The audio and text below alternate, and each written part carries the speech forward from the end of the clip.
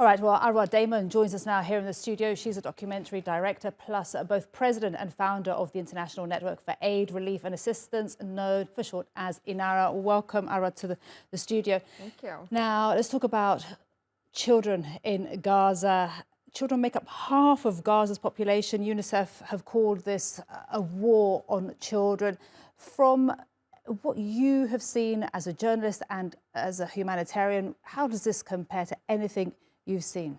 It doesn't compare. And there is not anyone who is in either the journalism space, especially those of us who kind of form the war zone cadre, or anyone in the humanitarian space who has actually seen anything like this. If we just look at the severity and the intensity and the number of casualties that are being created every single day, plus add to all of that the inaccessibility when it comes to humanitarian assistance. It quite literally defies logic that we're talking about hundreds of thousands of people who are not actually right now at risk of famine, but according to Martin Griffiths, the UN's relief coordinator, top man, are actually in famine. They are suffering from hunger that is so severe, it is causing them acute physical pain. Hepatitis A is on the rise. Other communicable diseases are on the rise. Cases of diarrhea, which is the deadliest disease for children under the age of 5, and in Gaza, where they don't have enough water to drink because diarrhea kills, because it dehydrates. I mean, it's just, it defies logic. And the trauma that is being caused to children that is coming at them from all these different directions. That's such a huge point, the trauma. And the last time you spoke to TRT World, you talked about the children having hunger, pain, watching the war, and the trauma that this was causing, and then not having anyone to turn to because their parents aren't there. So many orphans. What is this doing to them? And of course, you and your organization are looking at the future. Yeah, we're very much looking at the future. We're looking at 2 points in the future. One is that point when we, along with other aid organizations, can actually get into Gaza in a sustainable way. But then the other point also is making sure that we're planning out for, 3 to 5 years in advance, because even if this were to end tomorrow, we're talking about years before people can actually go back home and begin to build up sort of these pillars of stability that are required for a child to be able to mature and grow.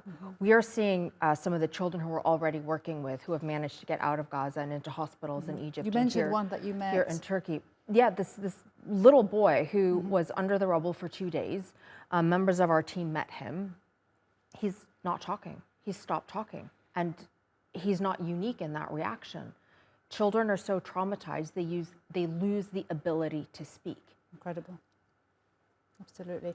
Now, you mentioned earlier accessibility, and the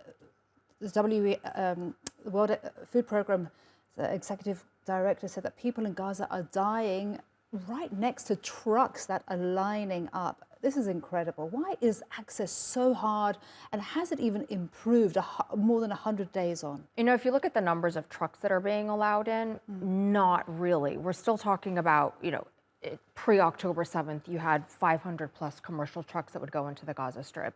Right now, at best, we're talking about 300.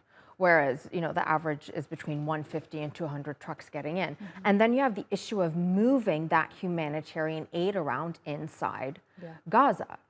They have not been able to access the northern part of the Strip, or access is very rare. And so when a truck is finally able to get through to the north, people are so desperate, they're so starved that these trucks are getting completely and totally swamped. People are also getting shot at while they're trying to actually access this aid. We have reports of, in a number of neighborhoods, flour has completely run out. Rice stock is dangerously low. And this is what we're seeing. We're seeing the disintegration of society driven by hunger, thirst, desperation, fear, and absolutely no way out of this current situation. People cannot see tomorrow because they're so focused on today. Absolutely. Arwa, thank you so much for coming in, and we wish you and your organization the best of luck with working with the children of Gaza and their future. Thank you so much.